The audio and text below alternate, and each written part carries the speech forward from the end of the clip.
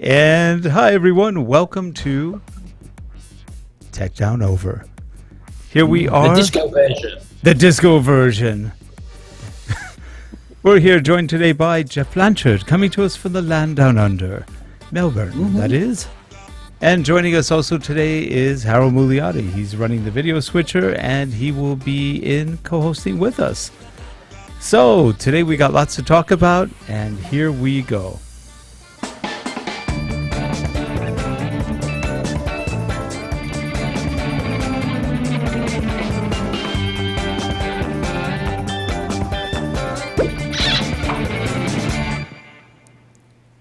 This show is sponsored by Relate Corporation at www.relate.com, your training and video partner. Hello, I'm Peter Baker. Please visit voiceovermasterclass.com to see details of the training courses I have on offer for new and existing voice talents to further their career by enhancing voice and technical skills as well as essential marketing tips. And we are back. We have a new ad from Peter Baker. Isn't that nice? That was nice, yes. That was good. He did a great job. I love him. He's a great guy. He's got a good voice. And I've been doing his course, but he's just so personable on that course that it's, even if you're not into voiceover, it's just nice to watch. Yeah. And just to listen to him speak, because he sounds like such a nice fellow. And I've never met him. You've talked to him on your show. But and he's a really nice person. But I keep feeling as though I do know him. You know how he talks. I know. I know. And you know and that's an art in and of itself. When people feel like they've known you forever and they just met you, it's cool.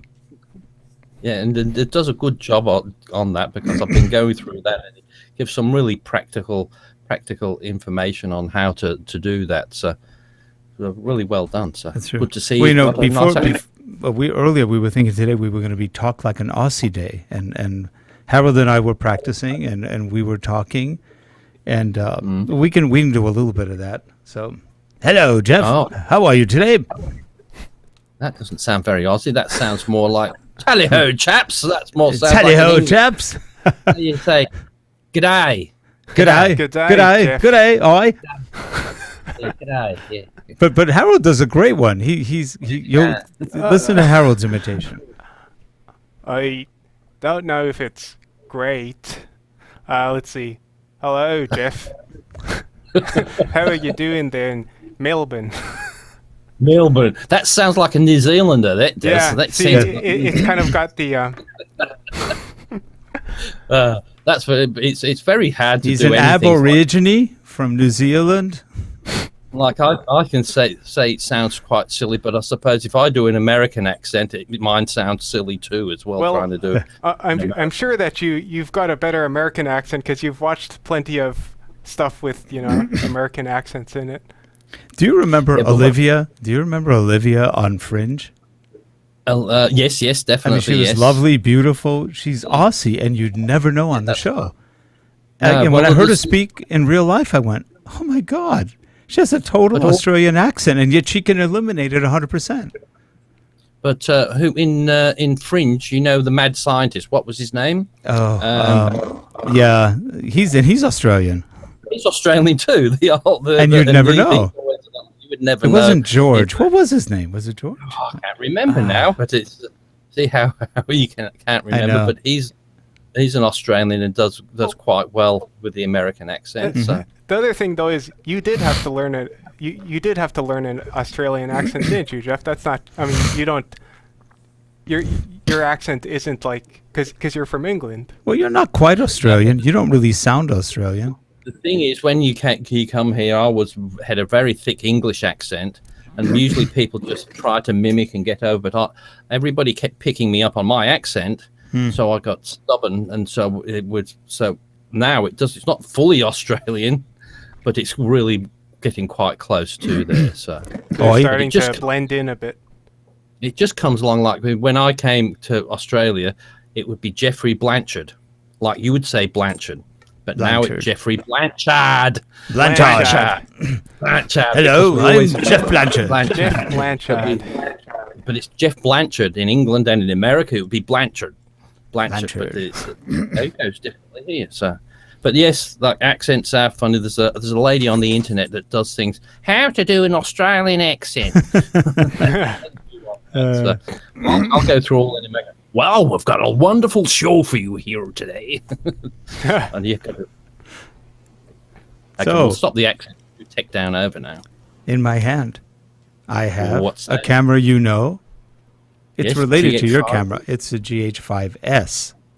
Oh, that's right. Yes, the main Now, one for video. if you notice, I don't know if you can read it in there. It says Canon. So my Metabones died. Oh, It doesn't work anymore. I was really ticked too. That's $670 or whatever, and you can't put a lens on it. And Harold and I opened it up. We tried to figure out what's going on. Nothing. It doesn't. We don't know why it's not letting the lens on.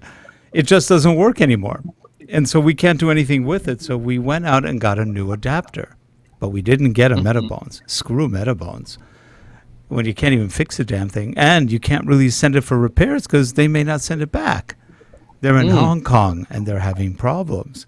I was talking to our friend Larry, and he said he can't even. It's really hard for him to even get Metabones right now. So I guess in Hong Kong they're having problems. So we got Fotodiox, Fotodiox, the Fotodiox Pro Fusion Redux. Redux is what they call a speed booster. So this gives you a 0.71 crop instead of a whatever 2.0 crop, and it's really interesting. It does full aperture control. It also does IS management. So, for example, if your lens like this one has image stabilization, it will send it off to the camera, so you are stabilized. The interesting thing about this particular, this is the 35 millimeter Canon EF lens. It's IS, so it's got image stabilization. And because the GH5S does not, we now have a stabilized camera, basically, because of the lens. It does a pretty good job. So the Fotodiox is pretty cool because it does all of that. It gives you one extra stop of light. For example, on this one, I think, no, not on this one. On what lens were we using? Well, it was. We had the 24-70 was what we were using. A 2.8. It's a 2.8 all the way through, but with that, it lets you go to 2.0. Which makes it a much faster lens.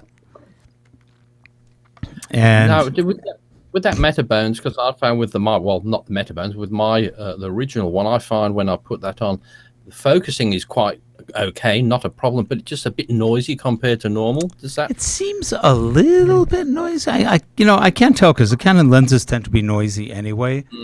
All right. Okay. I think it's a tad noisier, maybe a tad. I do think, for example, the Canon 35 millimeter was very noisy. Like that one was. But that is noisy anyway, even on a Canon. When you're filming, it's a little bit noisy. Yeah, I mean, actually, I don't remember. But they're very fast. They just go beep, beep, beep, beep, beep, beep. So it's very quick for the focus, and it gets good focus. Harold did a test today. Should we? Do you want to show some of that? Let's roll. And the thing is, and I suppose the thing is with the noise, it doesn't make any difference if it's still images. It's only when you're doing video. Yeah, the video, but you can't hear it if you have a mic on. No, that's In right. fact, we also have a video we did with the Tamron 24-70 and with the Fotodiox. Well, where we use the Rode Wireless Go's as the mics, and let's roll that now. Hi everyone, this is a quick test of the Panasonic GH5S with the Tamron 24-70 Canon mounted lens. We have the Fotodiox Fusion Pro Redux, which is a speed booster as well as takes control of all of the pins on the back of the lens mount, so you can get your aperture, your I think it does your image stabilization, and what else does it do? And it reduces by 0.71 the crop so it crops a little bit less than what the Canon, and it gives you, by the way, 1 stop more of light. So it's pretty cool. It's a really nice lens and or adapter, and we're using the Rode Wireless Go to talk to it. We'll see you back in the show. Now, if I sounded like I was Frankenstein's kid, I felt like it. I had 3 hours sleep, so it's like I'm trying to remember what that product has. Yeah, it's a miracle that he's actually awake right now. Actually, unbeknownst to Rick, he's actually sleeping right now. This is currently a dream. If you're watching this show, you're probably asleep too. I'll say the only problem with that Rode Go though was I kept looking at it and waiting for that dot to turn red. It looks like one of those, those sensors that they have in hospital for radiation. Yep. And I thought, you can hide it too. I just clipped it on where it was easy, but it does a good job though. It's incredible. Great job it did. And Harold was only 2 feet from me, so I mean, it handled it. Yeah. And you also took some panning shots around the parking lot there. Yeah, here's some shots. These are all with the Fotodiox. Okay.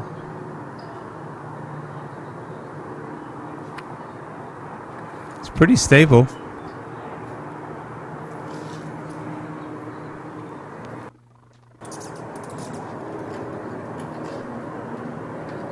Yeah, that was so clever. It went one way and came back the other. I'm going to mute this. I don't think we need the sound from that. That's true. But I see it seems to go in and out a little bit, doesn't it? So it just a little bit. They're like there. Mm-hmm. But it's not too sure what to focus on there because it's all up there. It's come up. But that's the thing. It's always with these adapters, because the camera, even when it doesn't have the adapter, has it's a bit awkward sometimes. Mm-hmm. So if you get an adapter, you can't blame the lens. I think it's just that little bit of lag. There's got to be some sort of give from going from that lens to the camera when there's an adapter. It hasn't. But on the whole, it works well. Yeah. It's not bad. If you can control the conditions it's under, it'll probably perform very well. Now, Harold took a lot of pictures to show you before. Well, with what were we using, the 50 millimeter? One thing I did here was I took 2 pictures with 2 lenses to compare. I took a set of photos with the Fotodiox and the Canon 50L lens, which we actually had a bit of trouble getting to work with the adapter. We'll talk about that after probably, and comparing it to the LUMIX 25 millimeter. So let's see, here is the first shot on the Fotodiox with the Canon 50 millimeter, and here's the one with the 25 millimeter LUMIX. And we go to the next one. That's on the 25 or let me go to 50. This is the 50 millimeter one, and this one's with the 25 millimeter LUMIX. And let's see, and that's with the 50. The light changed, sunlight shifted on some of these, so I did like kind of change where I took the picture on some of these, but I tried to keep them, this is with the 25, I tried to keep them pretty consistent otherwise. But you notice the quality is actually pretty good on both. Yeah, so that's 50. And there is one thing we didn't realize when we did this. We actually did 25. Have about a stop more of light, but we were shooting at the same exact level of light as the Panasonic lens. We didn't realize we could bring it down one more. So we thought we were wide open. We weren't. And this one's the 50 and the 25. It's so clear you can still even see the bird droppings at the top on that top beam. Yeah. Looking down. Here's the 25's version. And the cobwebs, but it's good. You can see everything. It's really nice. 50. These two looked, I think, almost just the same. However, and here's the 25 millimeter version. There is actually a difference where there's a bit of a crop on the 50. so I did have to go closer when using the 25, like in this one, to get a similar to, like, this is the 50, and I just got a bit closer to take this one with the 25. And it'll actually show up a bit better on this next one. This one's on these ones I was basically standing in the same place, and you'll see you'll see the difference the crop makes. Here's the 50, and then on the 25 you can see it's a bit wider out. You see the door on the side. Yeah, wider out, and then closer in on the 50, and yeah, and this one was we're thinking it's actually an issue with, like, the lens itself might have been having problems, because this didn't happen with all the lenses, but with the 50 and the adapter, I was having trouble focusing on stuff far away. Like, it took a lot of tries to get this shot, and it wasn't even quite in focus. And let's see, on the 25, it came out real crisp, and it did it right away. So I can do a lot of those pictures without out of focus. I find it very easy to do that. Yeah. And here's one with the 50. Yeah, look. If you just put, get the image out of the that looks through the car, it just looks like that's growing out the top of the car. Yeah. And here's the 25 version. Why is that coming out of the bonnet? And why is that? Yeah, that's right. And even then, that's a good picture, because even then, that picture looks like that could be painted onto the side of the building. Yeah. It does, doesn't it? Yeah. It doesn't look like it's actually tree. It looks like it could be painted onto the building. It's actually a secret map from National Treasure. Yeah. It tells you where to get all the leaves. Yep. Yeah, all the leaves are brown. Yeah. So this is the 50 version of this shot, and it's going to look pretty different actually on the 25 because of the crop difference. That looks like somebody's knobbly knee, that tree. Yeah. And back to the 50, it's like you can't even see that car on the side there, but then when I go to the 25, then it's clearly visible. It's going to be the same for this tree shot, where it's pretty different just because there's different stuff that shows up at the different focal but the impressive thing is that, Harold's taking from the same camera 2 different lenses, and though there's a slight look difference in terms of the width of it, the sharpness is, I think, equally good. Yeah. Like I said, it was only struggling on the far objects, but I think that might have been that particular lens. Yeah, we were having problems with the 50mm EF lens from Canon. We think it has to do with maybe one of the contacts is not working quite right. So Harold's going to bring in his 50mm, the same one. I have the same one. Yep. And see if that one has any issues. Then we can at least eliminate the lens as really an issue or not. That's one of my favorite lenses. I was going, oh man, I hope I don't have to get a new one. But it may be getting old. And we did have a problem with one of the Panasonics at this show, so we had to send it in for repair. And that happened to be the last time I used the Metabones, and it may have caused a broken shutter. That's what's wrong with the camera. That fire hydrant looks like, that robot out of the first big robot, that was in Lost in Space. And Robbie the robot. Yeah, you're right. We've got... we have Robbie somewhere in the front, right? Yeah. Here, let me go to here. There's Robbie. Robbie the robot. For reference. Here, let me go back to the picture. Pretty close. Yeah, that's brother. His yellow cousin. Does not compute. And Robbie spoke with a perfect DJ voice and an echo. He was great. Reverb. Had some reverb. And that does a good job, doesn't it?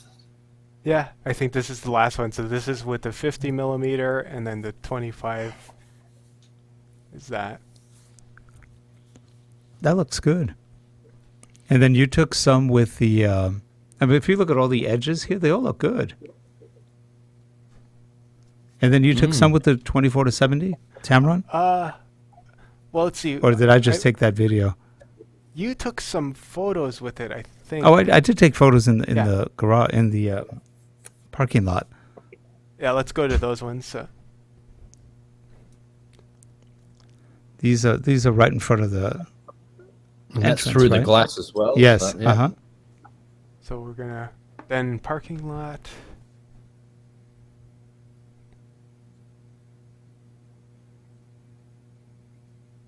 And that's what the shot of the wooden structure you was filming before, wasn't it? So that's your lunch But even area. the tree details are really clean.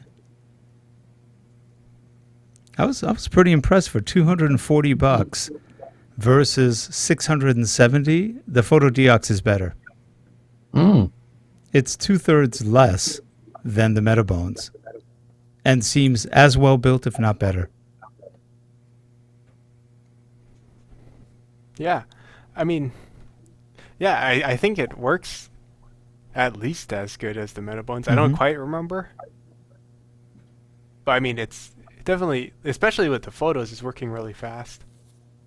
And I think it takes better videos than the Metabones. The Metabones was a little weaker on the focus on video.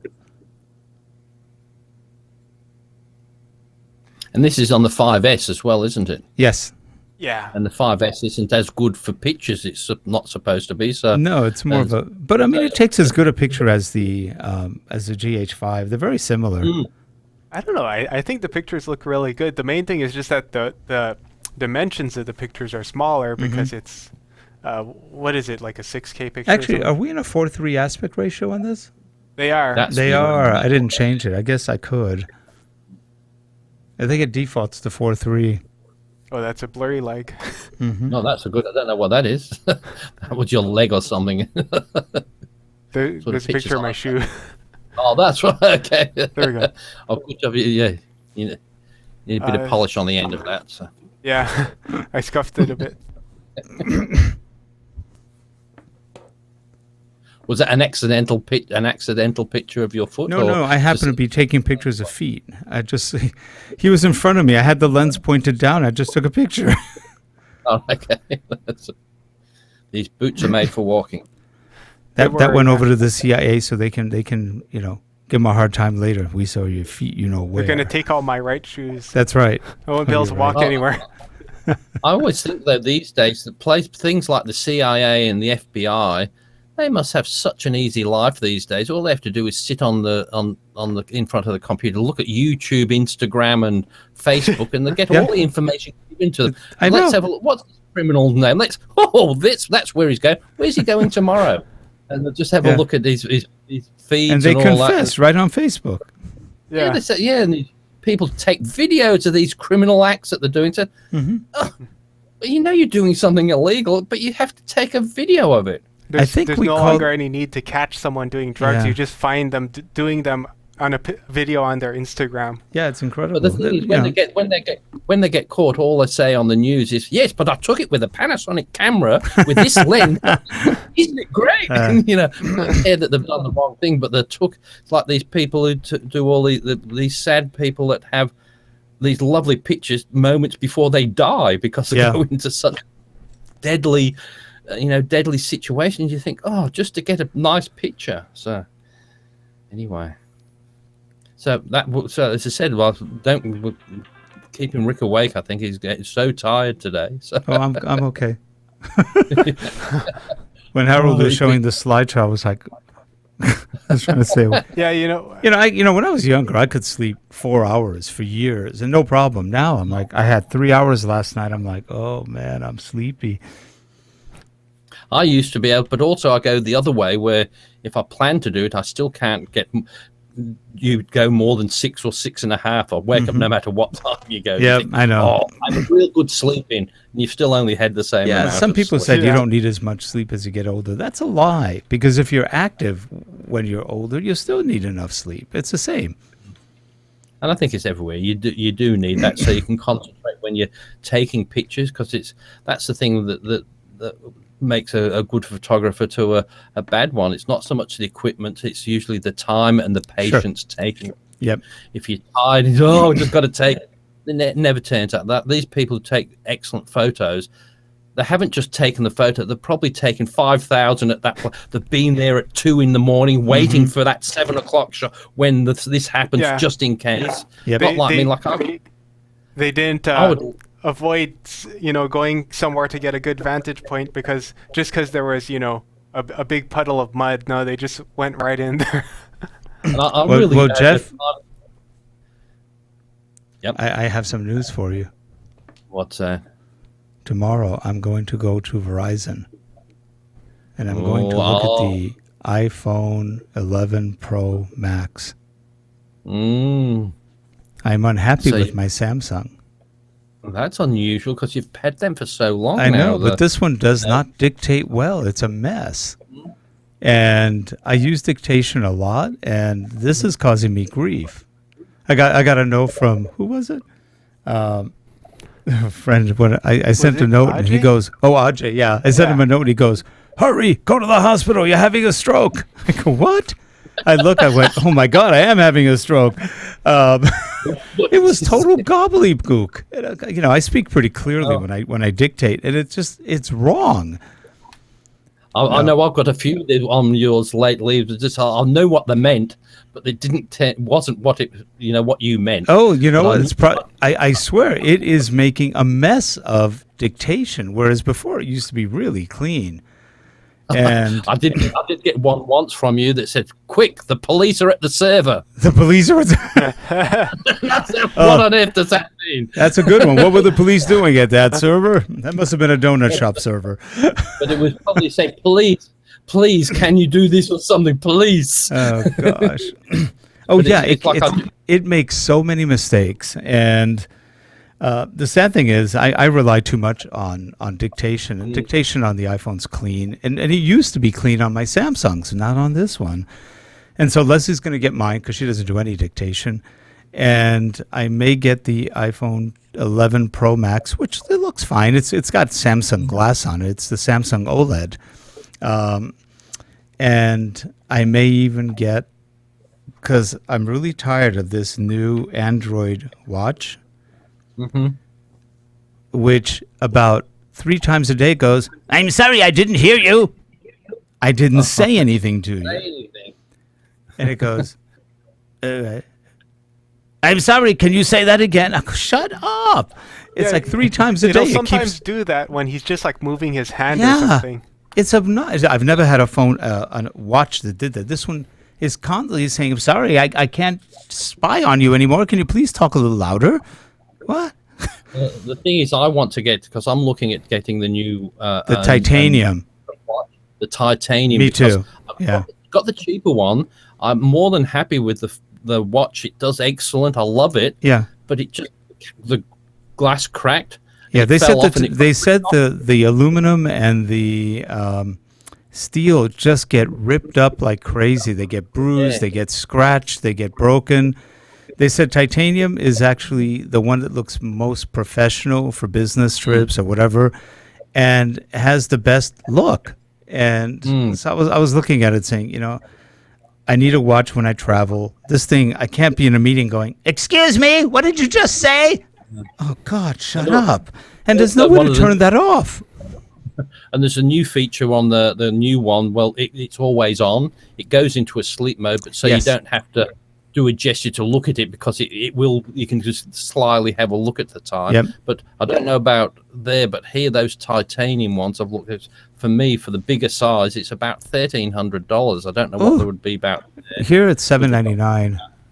Yeah, but it's and with Verizon you can pay it by month, like over 3 years, so it's pretty cheap at that point. Question with yours, so like that's got the separate. Do you have to pay a separate thing for a separate cell connection? Not now. We used to, but now no. Now somehow they tie it together. Okay, that's what, because I was wanting one of them without that cell connection, but you can't get it now, and that's what I thought. That looks like it's only participating. It will join with your it does. phone.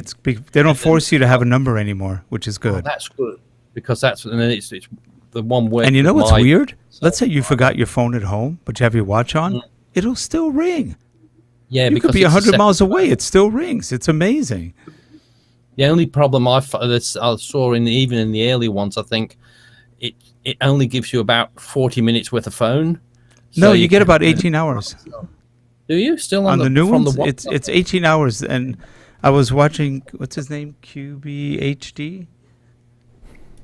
I forgot his name. Huh?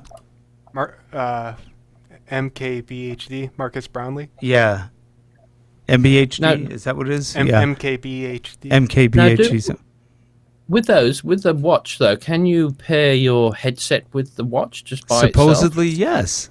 Oh, because that's a good thing. Because the last thing, even with my current watch, or the one that did, when the call came in, I didn't want to go like the Dick Tracy. Yes. Hello. Talking. Hi. Yes. And then people. Excuse me, I'm having a private conversation. Yeah, what were you saying? Yeah. Because remember that though, Dick Tracy was. Yes. They would say, you think, oh, how ridiculous, but that's what they had them. They had them in the 50s, didn't they? Yeah. But they had the video on it and everything. Mm-hmm. So. Somebody foresaw the future. But it was Leo da Vinci. Leo da Vinci out of New York. Yeah, you figured it out. On there, but I thought I might get one that somebody's taking over again. So you have the 11 or the 10 iPhone. I have the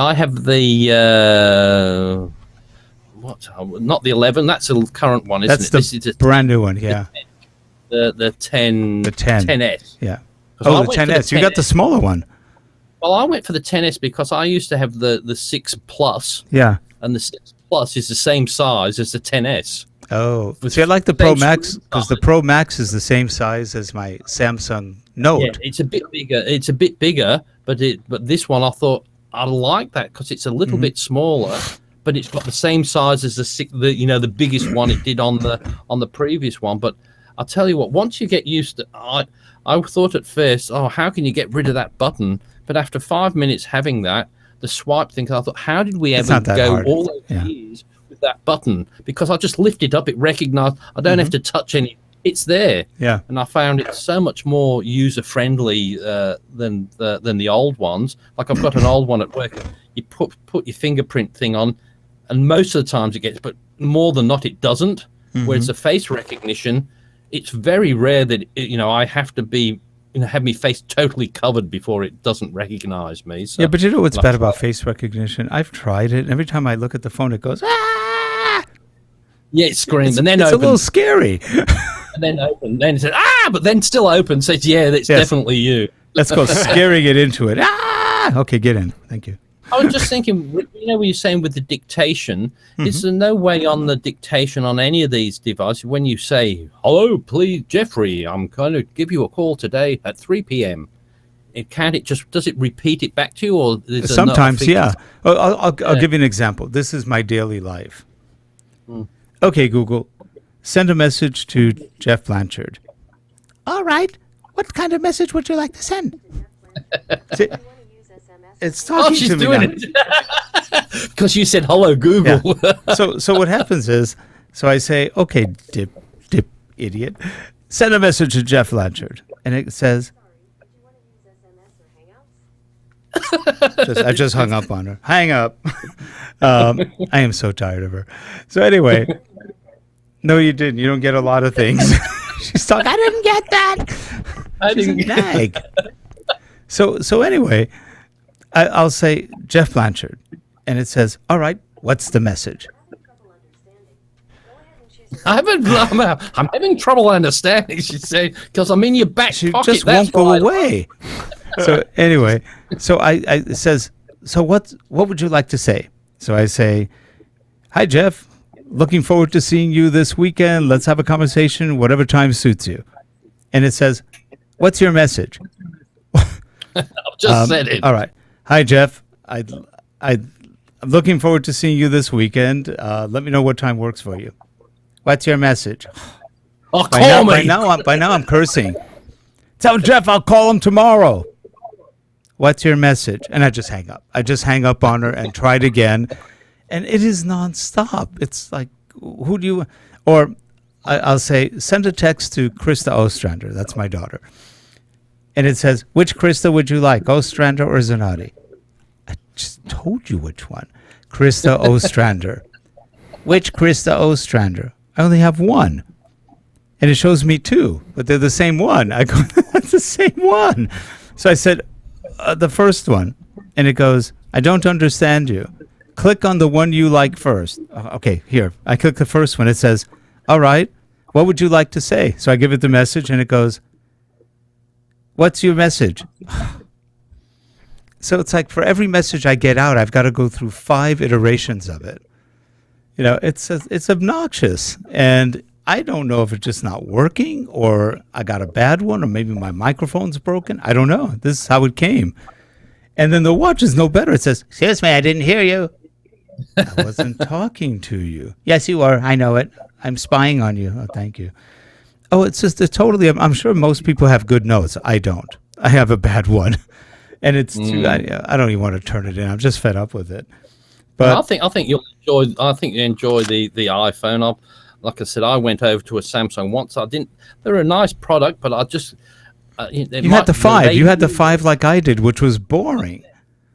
But the thing, they do everything you want and all. But I like the iPhone because it does everything I want. Maybe it doesn't do all the things. Oh, you can't do. I don't care. I just want it to work for what I want it for. Right. It does all the great things, but it's easy. And what I like things, it's so simple. Like you've got a Mac. You're looking on your phone in front of your Mac, and then you just press on your Mac. You click on that, and it will take up what you've been watching on your phone without. Oh, really? That's cool. Yeah. Because if you ever see when you're looking at your phone with your iPhone, and you see on your Mac, you see your browser come up, and there's a little thing on there. You click it because it's saying, "Hey, I see you're on the phone. Do you want to look at it on here?" And vice versa. If you're looking on that, it picks your phone. Says, "Do you want to have that session?" That's pretty cool. But you don't even realize it's happening. It's so cool.